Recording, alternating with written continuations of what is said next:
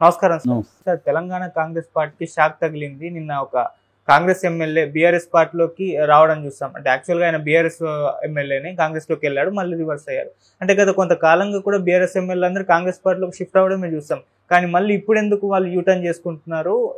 ఏకంగా 4 ఎమ్మెల్యేలు ఇప్పుడు బీఆర్ఎస్ లోకి రాబోతున్నారని వార్తలు వస్తున్నాయి సార్. అసలు ఏం జరిగింది కాంగ్రెస్ పార్టీలో? ఎందుకు ఈ విధంగా రిటర్న్ అవుతున్నారు సార్? ఇప్పుడు యాక్చువల్గా బీఆర్ఎస్ అసెంబ్లీలో స్ట్రెంగ్త్ ఫస్ట్ 39 ఎలక్షన్ తర్వాత, అందులో ఒక కంటోన్మెంట్ ఎలక్షన్లో ఒక బై ఎలక్షన్లో పోయింది 38లో 9 మంది ఎమ్మెల్యేలు వెళ్ళిపోయారు. 9 మంది వెళ్తే ఇంకా 29లో కూడా ఇంకొక 10 మంది ఎమ్మెల్యేలు ఆషాఢ మాసం తర్వాత రేవంత్ రెడ్డి సమక్షంలో జాయిన్ అవ్వబోతున్నారు అనేది మొన్ననే అనౌన్స్ చేశారు. సో ఓవరాల్గా తీసుకుంటే అసెంబ్లీలో బీఆర్ఎస్ కాంగ్రెస్లోకి మెర్జ్ అయిపోయే పరిస్థితి కనిపిస్తూ ఉంది. ఎందుకంటే ఇంకొక 10 మంది వస్తే ఆల్రెడీ ఇప్పుడు 29 ఉన్నారు, 10 మంది వస్తే 19 మంది మాత్రమే ఉంటారు. సో ఈ సిచ్యువేషన్లో ఇప్పుడు సడన్గా ఎవరు ఊహించని పరిణామం ఒకటి చోటు చేసుకునింది. అదేంటంటే కాంగ్రెస్లోకి వెళ్ళిన బీఆర్ఎస్ ఎమ్మెల్యేలు మళ్ళీ బీఆర్ఎస్లోకి వస్తున్నారు. ఆల్రెడీ గద్వాల ఎమ్మెల్యే కృష్ణమోహన్ రెడ్డి వచ్చేసాడు. మళ్ళీ నిన్న కేసీఆర్ని కలిసి ఆయన మళ్ళీ నేను బీఆర్ఎస్లో చేరుతున్నానని చెప్పాడు. అట్లాగే భద్రాచలం ఎమ్మెల్యే తెల్లం వెంకట్రావు, ఆయన ఆల్రెడీ నిన్న మాజీ మంత్రి వేముల ప్రశాంత్ రెడ్డిని కలిసి నేను బీఆర్ఎస్లోకి వస్తానని చెప్తున్నాడు. సో ఆయన వచ్చేసే అవకాశం ఉంది. అట్లాగే జగిత్యాల ఎమ్మెల్యే సంజయ్ కుమార్ ఆ మధ్యనే కాంగ్రెస్లో చేరాడు, తను మళ్ళీ బ్యాక్ వస్తున్నాడు. చేవెళ్ళ ఎమ్మెల్యే కాళే యాదయ్య, ఆయన కూడా మళ్ళీ బీఆర్ఎస్లోకి వస్తున్నారు. అంటే 4 ఎమ్మెల్యేలు, 9 మంది వెళ్ళారు, 9లో మళ్ళీ 4 గర్వాపసి అంటున్నారు. గర్వాపసి అంటే మళ్ళీ ఇంటికి రావడం. సో అలాగా బీఆర్ఎస్లోకి వస్తున్నారు. సో మిగతా 9లో 4 వచ్చేస్తే ఇంకా 5 మంది ఉంటారు. ఈ 5 మందికి కూడా మళ్ళీ వెనక్కి వచ్చే విధంగా కేసీఆర్ వ్యూహాలు రచిస్తున్నాడు, పావులు కదుపుతున్నారు, ఇలాంటి ఇవి చెబుతున్నారు. సో మరోవైపు కాంగ్రెస్ ఏంటంటే వీళ్ళు వెళ్ళినా కొత్త వాళ్ళు మా దాంట్లోకి వస్తారని వాళ్ళు కూడా ధైర్యంగా చెప్తున్నారు. సో ఏం జరుగుతుంది అసలు? ఈ గందరగోళం ఏంది? ఇప్పటివరకు బీఆర్ఎస్ పని అయిపోయింది, ఖాళీ అయిపోయింది, మొత్తం మెర్జ్ అయిపోతుంది అన్న ఇది సడన్గా బీఆర్ఎస్ మీద మళ్ళీ ఎందుకు వీళ్ళకి ప్రేమ పుట్టింది?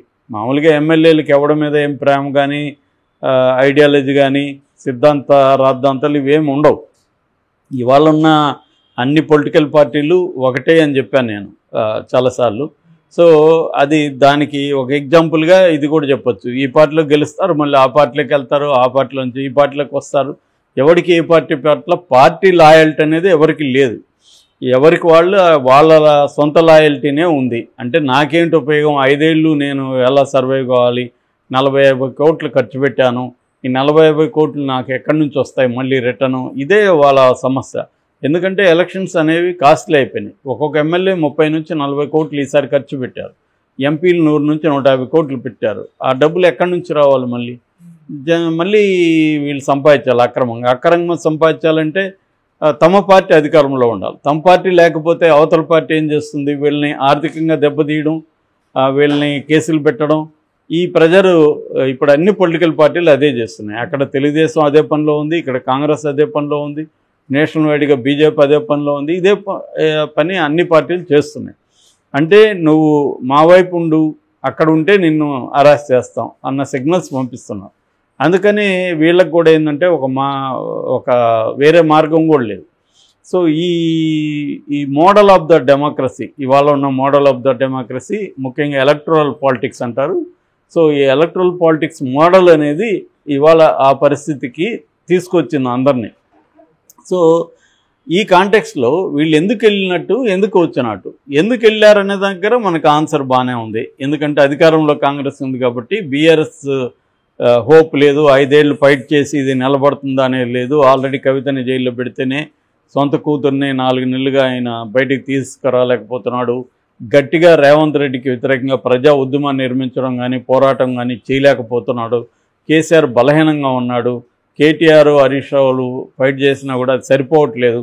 కాబట్టి హోప్ లేదు బీఆర్ఎస్కి అనేది ఎక్కువ మంది వెళ్ళిపోయారు. అట్లాగే కాంగ్రెస్ కూడా వీళ్ళని అట్రాక్ట్ చేయడానికి రకరకాల పద్ధతుల్లో చేసింది. మేబీ బయటికి మళ్ళీ ఎందుకు వెనక్కి వచ్చారు అంటే 2 రకాలుగా చెప్తున్నారు. ఒకటి, కాంగ్రెస్లో వీళ్ళు వెళ్ళినా కూడా అక్కడ అదొక సముద్రం లాంటిది కాంగ్రెస్.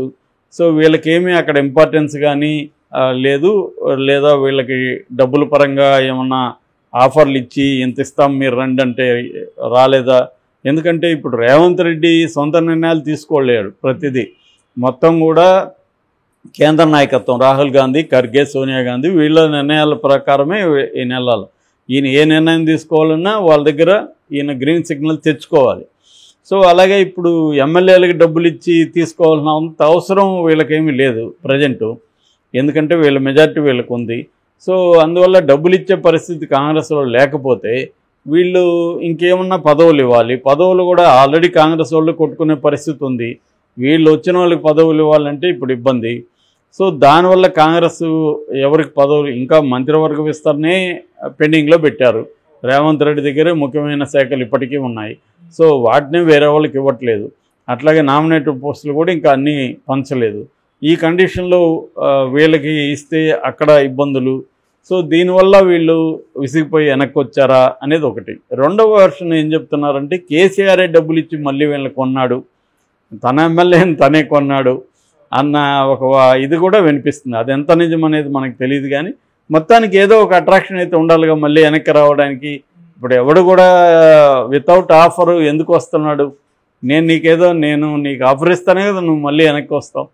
సో ఇక్కడ కాంగ్రెస్ కంటే మళ్ళీ బీఆర్ఎస్లోకి వెళ్తేనే నాకు బెటర్ అనుకుంటేనే కదా వస్తారు. లేకపోతే బీఆర్ఎస్ మీద ప్రేమ సడన్గా ఒక రాత్రి కల్లోకి వచ్చి ఏరే నువ్వు తప్పు చేస్తున్నావు అని దేవుడు చెప్తే వచ్చేసారా? వీళ్ళెవరు అట్లా వచ్చేసే బ్యాచ్ కాదు. ఇదేమి సినిమా కాదు లాస్ట్లో హీరో ఉపన్యాసం ఇస్తే విలన్ మారిపోయేలాని.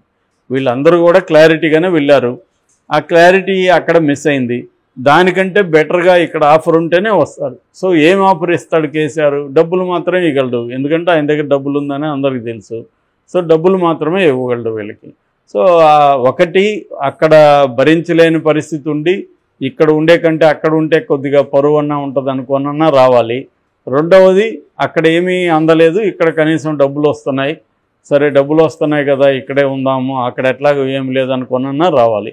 ఈ 2 కారణాలు తప్ప ఒకవేళ ఎవరన్నా నిజంగా కూడా పశ్చాత్తాపడి వస్తే కూడా ఇవాళ జనం నమ్మే పరిస్థితి లేదు. ఎందుకంటే అటువంటి కండిషన్ లేదు. వీళ్ళందరూ ఇక్కడ బీఆర్ఎస్లో గెలిచి బీఆర్ఎస్ సపోర్ట్తో అన్నీ పొంది టక్కని జంప్ అయ్యారంటేనే వీళ్ళకి ఏ రకమైన వాల్యూస్ లేవనే కదా. మరి అలాంటి వాల్యూస్ లేని వ్యక్తులు మళ్ళీ ఎందుకు వెనక్కి వస్తున్నారు? ఏదో ఒక రకమైన వాళ్ళకి లబ్ధి అనేది దొరకాలి. ఆ లబ్ధి ఏం దొరికే అవకాశం ఉంది బీఆర్ఎస్లో? డబ్బులే, ఇంకా వేరే ఏమీ లేదు. సో ఆ రకంగా కేసీఆర్ ఏమైనా ఆఫర్ చేస్తున్నాడా? ఎందుకంటే కేసీఆర్కి కూడా ఇప్పుడు డ్యామేజ్ అయిపోయింది. మళ్ళీ మిగతా వాళ్ళని పోనీయకుండా ఉండాలంటే ఎవరో 4-5 మంది వెనక్కి వస్తే మిగతా వాళ్ళు పోవడానికి జంకుతారు. పోవాలనుకునే వాళ్ళు కూడా వీళ్ళు మార్చొచ్చు. అరే బాయ్ అక్కడికి పోయి ఏం చేస్తాం, మేమే వెనక్కి వచ్చాం, మీరెందుకు పోతారు, ఇక్కడే ఉండండి, నేను మీకు కూడా ప్యాకేజ్ ఇప్పిస్తాను అనేమన్నా కేసీఆర్ ఒక మాస్ ప్యాకేజ్ ప్రకటించి మీరు వెళ్ళకంటారా బాబు, మీకేం కావాలో నేను చూసుకుంటానని చెప్తున్నాడా? ఒకవేళ కేసులు పెడితే నేను చూసుకుంటాను అంటున్నాడా? ఎందుకంటే తెలుగుదేశం పార్టీ పెట్టే స్థాయిలో ఇక్కడ కాంగ్రెస్ పార్టీ ఎమ్మెల్యేల మీద కేసులు పెట్టే పరిస్థితి అంత లేదు.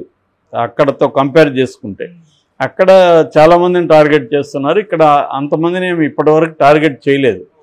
సో రెండోది ఏంటంటే అక్కడ స్వతంత్రంగా నిర్ణయాలు తీసుకోగలడు చంద్రబాబు. ఆయన ఎవరికి బాధ్యత వహించాలని అవసరం లేదు. మాటలు ఏమన్నా ఉంటే పవన్ కళ్యాణ్ చెప్పాలో, పవన్ కళ్యాణ్ కూడా వ్యతిరేకించే వైసీపీ వాళ్ళ మీద కేసులు పెట్టొద్దని పవన్ కళ్యాణ్ ఎందుకంటాడు? ఆయనకు కూడా అదే కోరికే కదా. కాబట్టి అక్కడ ఇబ్బంది లేదు. ఇక్కడ రేవంత్ రెడ్డి ఏ నిర్ణయం తీసుకున్నా పైనుంచి ఢిల్లీ నుంచి రావాలి కాబట్టి ఇక్కడ ఆయన వాళ్ళ మీద కేసులు పెట్టండి, వీళ్ళని లోపలేసిండా అనే పరిస్థితి లేదు. ఏమున్నా కూడా అక్కడ గ్రీన్ సిగ్నల్ మొత్తం లిస్టు తీసుకెళ్ళాలి, అజెండా డిస్కస్ చేయాలి, ఒప్పించుకోవాలి వాళ్ళని. అక్కడ కూడా ఏంది, ఎవడో సింగిల్ గై లేరు, ఆడ ఒక బ్యాచ్ ఉన్నారు. ఖర్గే ఉన్నాడు, కేసీ వేణుగోపాల్ ఉన్నాడు, రాహుల్ ఉన్నాడు, సోనియా ఉంది. వీళ్ళంతా కూర్చొని డిస్కస్ చేసుకొని చేయాలి. ఈ ప్రాసెస్ అంతా ఉంటుంది అన్నమాట. అందువల్ల నేను అనుకోవడం కేసీఆర్ ఆఫర్ ఏదో ఇచ్చుంటాడు వాళ్ళకి, ఆ ఆఫర్ నచ్చి వెనక్కి వచ్చి ఉంటారు తప్ప వేరేదేం లేదు. సో ఇదొక ఎత్తులకు పై ఎత్తులు వేసే ఒక రాజకీయ యుద్ధం లాంటిది కాబట్టి యుద్ధంలో రకరకాల ఎత్తుగళ్ళు వేస్తారు. కేసీఆర్ని కూడా మనం తక్కువ అంచనా వేయలేం. ఆయన అనేక క్రైసిస్ని చూశాడు కాబట్టి దీన్ని ఫేస్ చేస్తున్నాడు.